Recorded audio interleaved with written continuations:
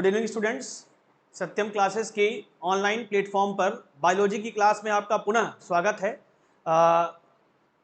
आज के पहले की क्लासेस में हम लोगों ने कुछ रचनाओं को पढ़ा था। हम लोगों ने वृषण टेस्टिस की रचना का स्टडी किया था, उसका डिस्कशन हुआ था। टेस्टिस के बाद हम लोगों ने अधिवृषण यानी एपिडाइडाइमस की रचना को भी देखा और एपिडाइडाइमस डक्ट यानी अधिवृषण नलिका की रचना भी हम लोगों ने देखी। अब जो नर जनन तंत्र है, नर जनन तंत्र के जो आगे के भाग हैं उनके बारे में हम आपसे डिस्कशन करेंगे। तो नर जनन तंत्र के अंतर्गत जो आगे के भाग हैं, पहले तो आपने यहाँ पर वृषण यानी टेस्टिस और वृषण के साथ साथ हमारे पिछले लेक्चर में आपने अधिवृषण यानी एपिडाइडाइमस की स्टडी की, इसके बारे में डिस्कशन को देखा होगा, आपको काफ़ी सहायता और मदद मिली होगी।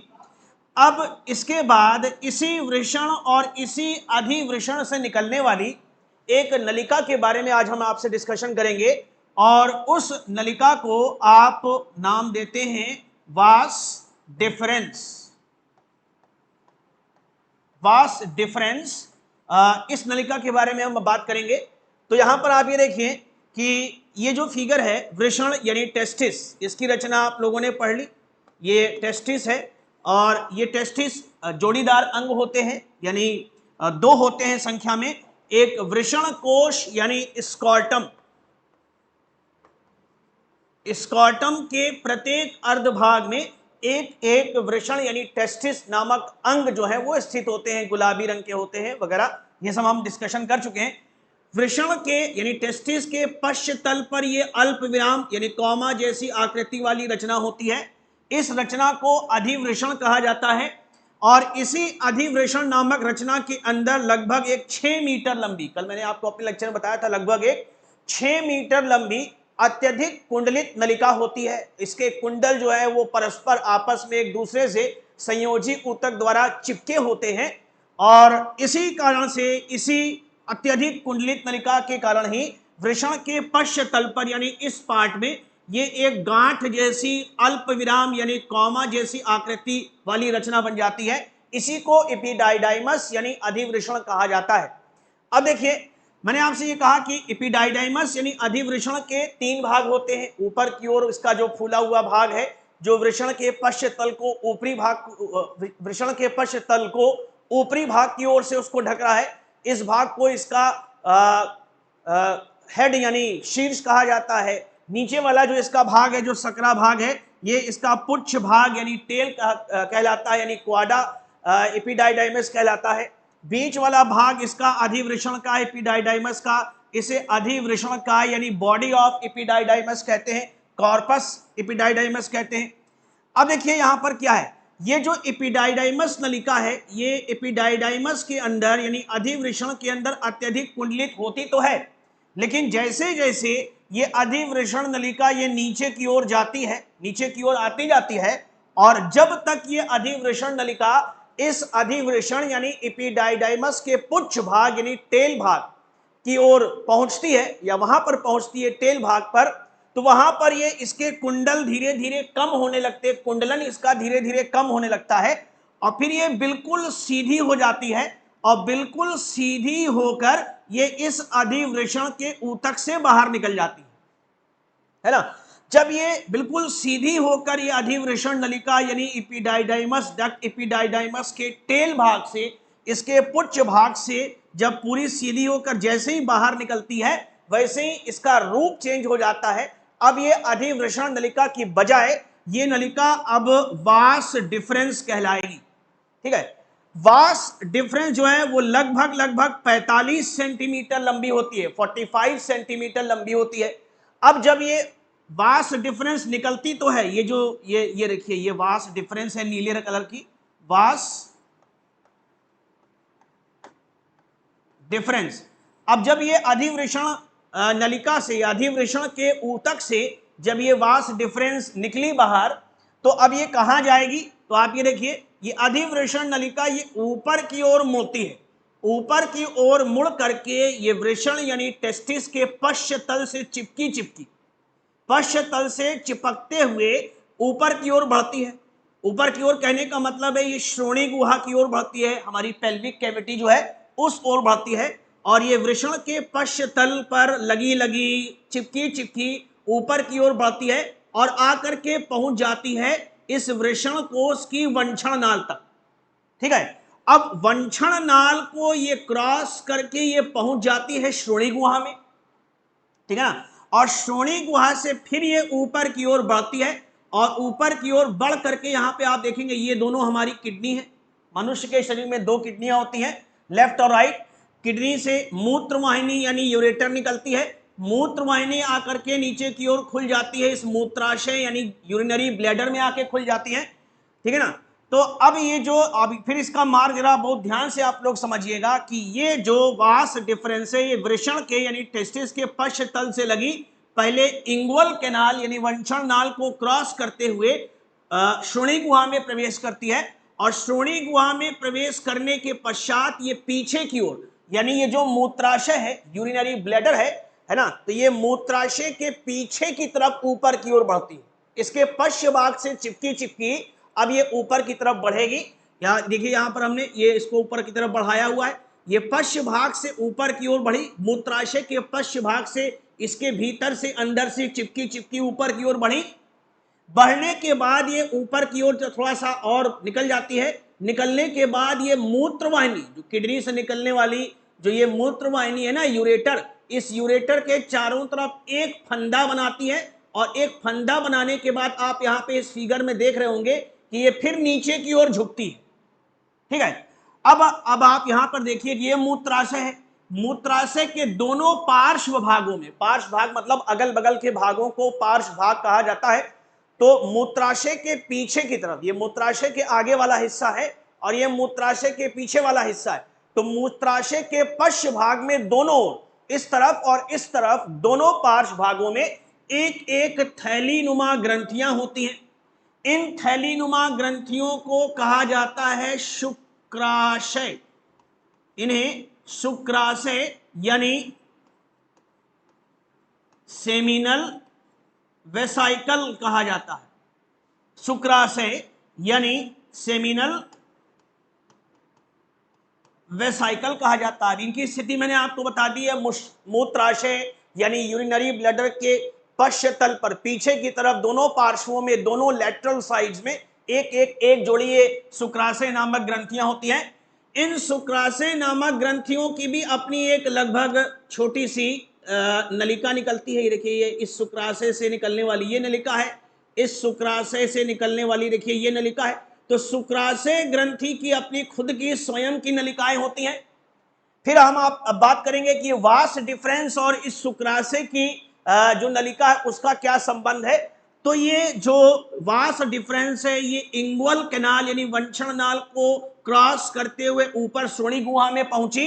पहुंचने के बाद ये मूत्राशय यानी यूरिनरी ब्लैडर के पश्च तल पर लगी लगी ऊपर की ओर बढ़ती है, और फिर किडनी से निकलने वाली मूत्र वाहिनी यानी यूरेटर के चारों तरफ एक बार फंदा बनाती है।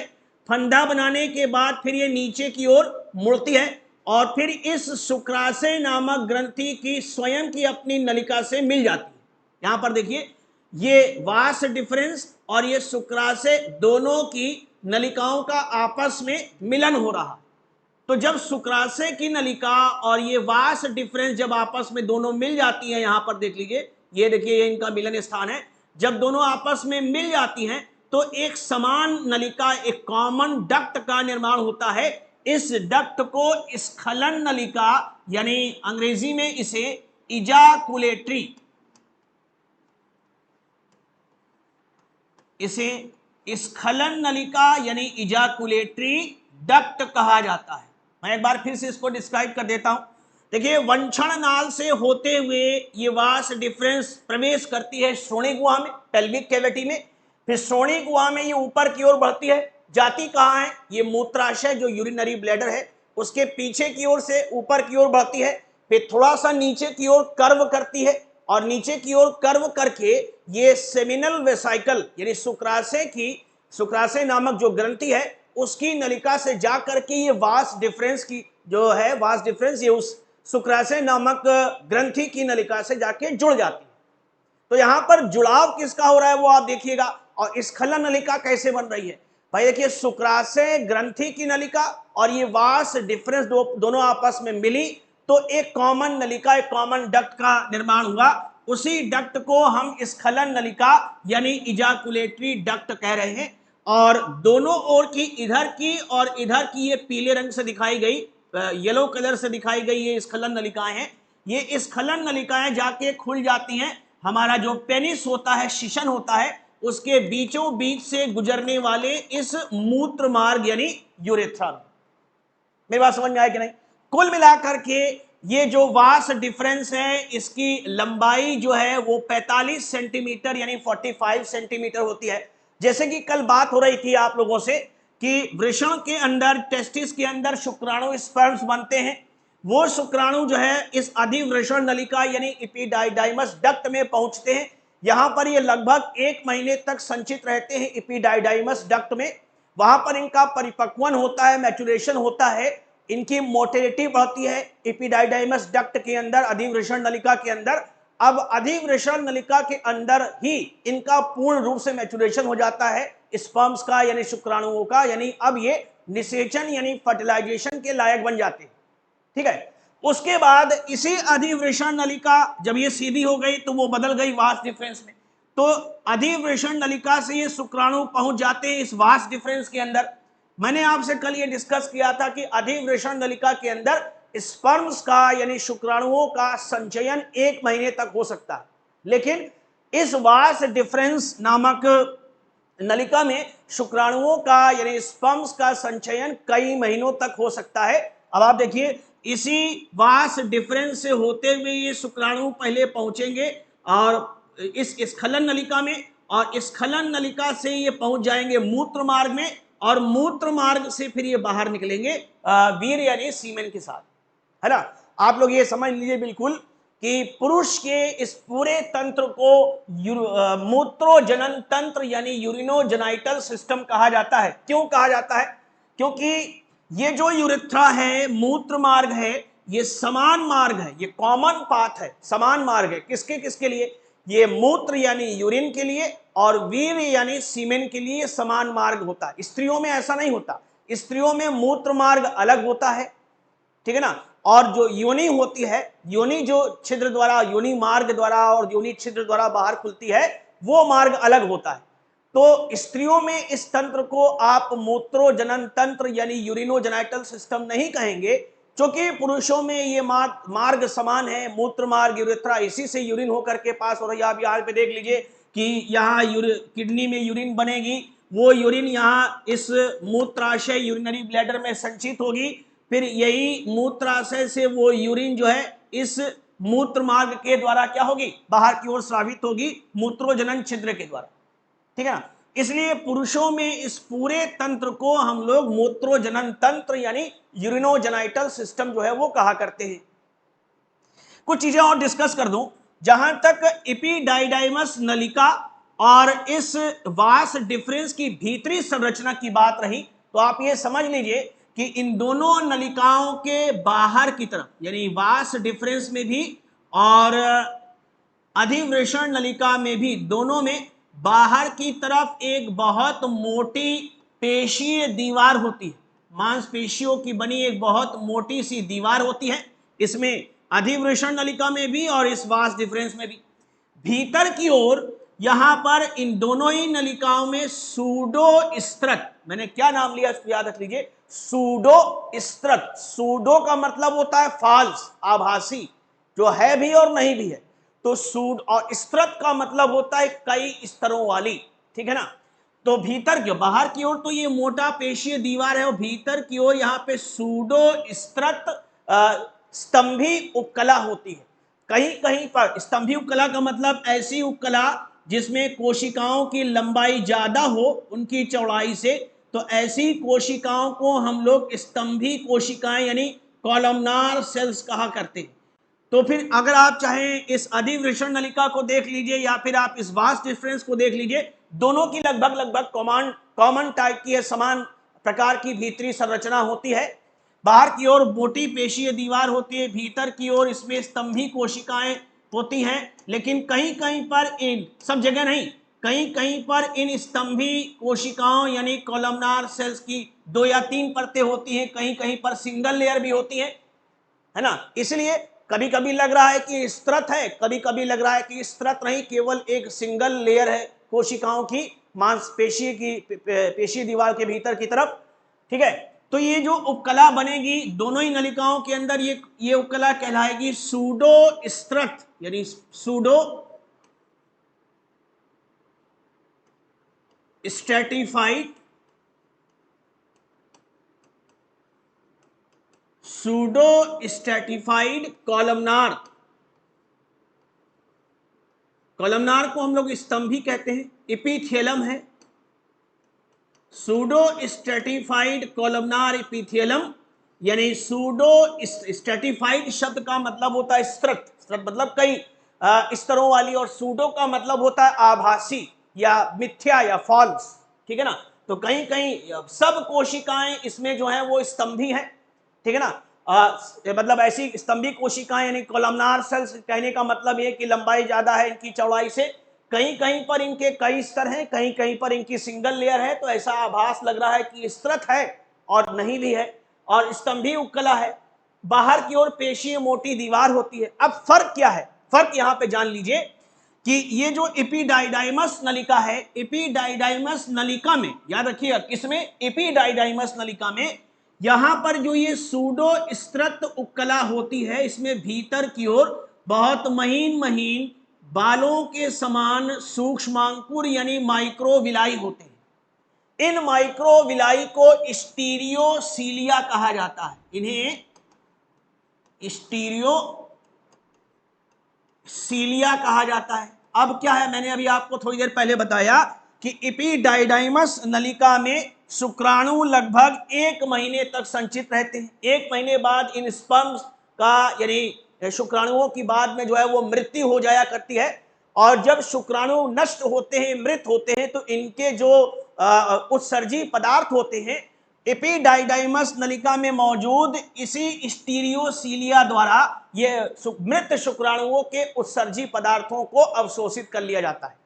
बात समझ में आई आप लोगों को। लेकिन अब एपिडाइडाइमस नलिका और इस वास डिफरेंस दोनों की समान रचना है, यानी दोनों में बाहर की ओर ये मोटा पेशी स्तर है, भीतर की ओर इसमें ये सूडो स्तृत उपकला है। लेकिन एक फर्क यह है कि एपिडाइडाइमस नलिका में तो ये स्टीरियोसीलिया होगा, लेकिन वास डिफरेंस में ये स्टीरियोसीलिया नहीं पाए जाते।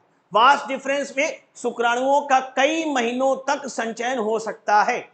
तो ये कुल मिलाकर के आपने अभी वृषण अधिवृषण की रचना कंप्लीट की, वास डिफरेंस की रचना आपने यहां पर कंप्लीट की। अब इस नर जनन तंत्र के अगले भाग में हम लोग अब पहुंच जाते हैं। अगला भाग जो है वो है मूत्र मार्ग व शिशन। तो ये मूत्र मार्ग जिसे यूरेथ्रा कहा जाता है, इसका फिगर यहां पर बना हुआ है, आप ये देख लीजिए। मूत्र मार्ग की जो कुल लंबाई, जो टोटल लंबाई होती है इस यूरेथ्रा की यानी मूत्र मार्ग की, वो लगभग 20 सेंटीमीटर यानी 20 सेंटीमीटर होती है। ठीक है ना। मूत्र मार्ग को 3 भागों में विभाजित किया गया है। यहां पर आप ये जो एक बड़े अनियमित आकार की रचना देख रहे हैं, ये है प्रोस्टेट ग्रंथि। ठीक है ना। अब देखिए, इसी प्रोस्टेट ग्रंथि को अंदर की तरफ से भेदते हुए ये मूत्र मार्ग बाहर निकल रहा है। यहां पे आप देख रहे हैं ना, ये प्रोस्टेट ग्रंथि इसको चारों ओर से घेरे हुए, तो इसी प्रोस्टेट, चारों ओर से प्रोस्टेट ग्रंथि होती है, और इसी प्रोस्टेट ग्रंथि को भेद करके ये मूत्र मार्ग बाहर निकलता है। अब मूत्र मार्ग का वो भाग जो चारों ओर से इस प्रोस्टेट ग्रंथि से घिरा हुआ है, देखिए ये वाला भाग मैं आपको देख रहा हूं, ये वाला भाग जो ये मूत्र मार्ग का चारों ओर से ये प्रोस्टेट ग्रंथि से घिरा हुआ था, है ना, इसको हम लोग मूत्र मार्ग का पहला भाग कहते हैं, और इसका नाम होता है प्रोस्टेटिक मूत्र मार्ग यानी प्रोस्टेटिक यूरेथ्रा। प्रोस्टेटिक मूत्र मार्ग यानी प्रोस्टेटिक यूरेथ्रा, ये मूत्र मार्ग का यानी यूरेथ्रा का पहला भाग आपको यहां पे दिखाई दे रहा है। वो भाग जो इस प्रोस्टेट ग्रंथि के भीतर से इसको भेदते हुए बाहर गुजर रहा है, कुल लंबाई मूत्र मार्ग की मैंने आपको बताई कि होती है 20 सेंटीमीटर, 20 सेंटीमीटर। इस 20 सेंटीमीटर में से लगभग 2 से 30 सेंटीमीटर, 2 से 3 सेंटीमीटर, 2 to 3 सेंटीमीटर, 2 से 3 सेंटीमीटर प्रारंभिक भाग जो मूत्र मार्ग का है, जो प्रोस्टेट ग्रंथि के भीतर से होकर गुजर रहा है, इसी को हम लोग प्रोस्टेटिक मूत्र मार्ग कहेंगे। ठीक है, अब आगे आप यहां पर देख लीजिए कि कुल लंबाई तो इसकी जो है 20 सेंटीमीटर है यूरेथ्रा की मूत्र मार्ग की। ये रही प्रोस्टेट ग्रंथि और ये रहा सीसन, सीसन यानी पेनिस। ये सीसन आप देख रहे हैं, ये सीसन है। ठीक है,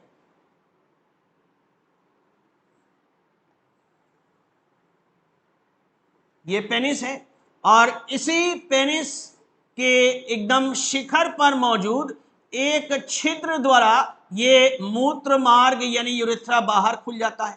ये देखिए यहां पर आपको दिख रहा होगा।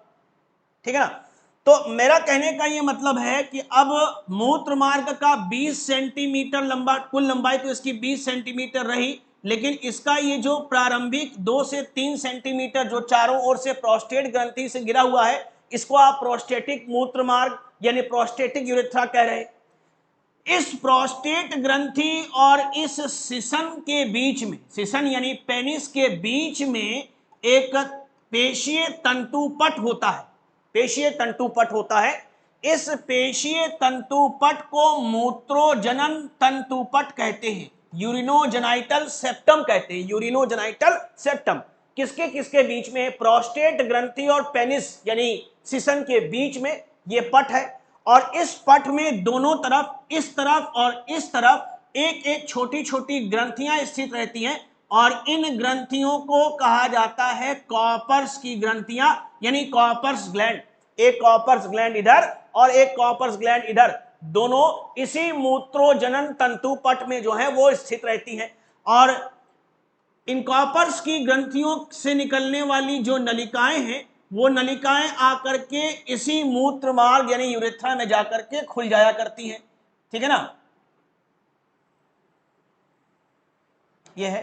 तो इनसे निकलने वाली दोनों नलिकाएं, कॉपर्स ग्रंथि की दोनों नलिकाएं जाकर के इस मूत्र मार्ग में जाकर के खुल जाती हैं। ये प्रोस्टेट ग्रंथि है, इसके अंदर स्थित प्रोस्टेटिक मूत्र मार्ग है। अब मूत्र मार्ग जब प्रोस्टेट ग्रंथि को भेद कर बाहर निकलता है तो सीसन यानी पेनिस के भीतर घुसने से पहले इसको इस मूत्रोजनन तंतुपट को भेदना पड़ता है। देखिए यहां से ये निकला प्रोस्टेट ग्रंथि को भेदते हुए, अब जब ये बाहर निकला तो अब ये इस मूत्रोजनन तंतुपट को भेदेगा और भेद करके तब कहीं जाकर के ये पेनिस के अंदर यानी सीसन के अंदर प्रवेश करेगा।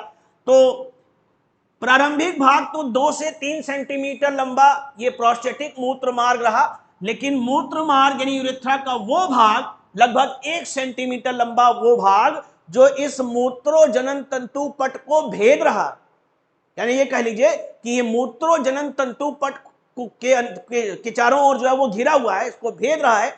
और उस लगभग 1 सेंटीमीटर लंबे भाग को, या कह लीजिए ये वाले भाग को जहां मेरा हाथ चल रहा है, इस भाग को हम लोग झिल्लीय मूत्र मार्ग कहते हैं।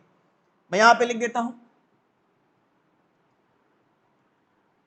तो ये वाला जो भाग है मूत्र मार्ग का, जो इस मूत्रोजनन तंतुपट को भेद रहा है, इसके इस पट के भीतर स्थित है, इस मूत्र मार्ग के इस दूसरे भाग को आप कहेंगे झिल्लीय मूत्र मार्ग, या इसको आप कहेंगे मेम्ब्रेनस यूरेथ्रा।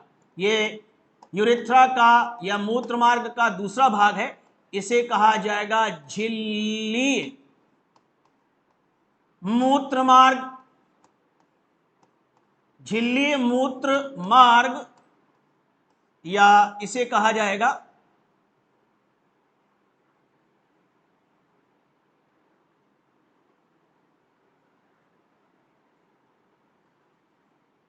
ठीक है ना, इसे कहा जाएगा मेम्ब्रेनस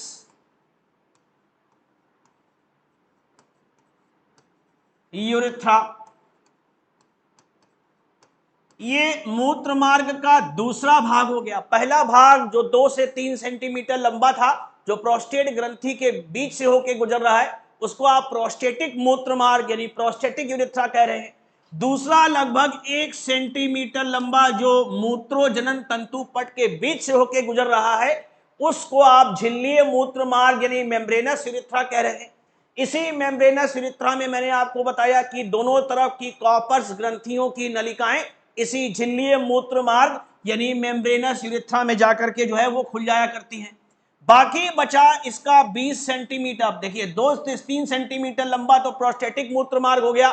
मूत्रोजनन तंतु पट के अंदर स्थित लगभग 1 सेंटीमीटर लंबा मूत्र मार्ग का जो दूसरा भाग है झिल्लीय मूत्र मार्ग यानी मेम्ब्रेनस यूरेथ्रा हो गया। बाकी 16 से 17 सेंटीमीटर लंबा जो बचा हुआ शेष भाग है मूत्र मार्ग का यूरेथ्रा का उसे हम लोग शीशनीय मूत्र मार्ग, उसे हम लोग कहते हैं शीशनीय मूत्र मार्ग, शीशनीय मूत्र मार्ग यानी पेनाइल यूरेथ्रा कहा जाता है। पेनाइल यूरेथ्रा कहा जाता है जो बाहर की ओर मूत्रोजनन छिद्र यानी यूरिनोजेनाइटल पोर द्वारा खुल जाता है। तो कुल मिलाकर के आज हम लोगों ने लगभग पूरा ये नर जनन तंत्र और इसकी रचना के बारे में पढ़ लिया। शिशन की रचना आखिरी बची है, इसके बाद हम अगले इस चैप्टर के अगले पार्ट में पहुंच जाएंगे और वो होगा मादा जनन तंत्र।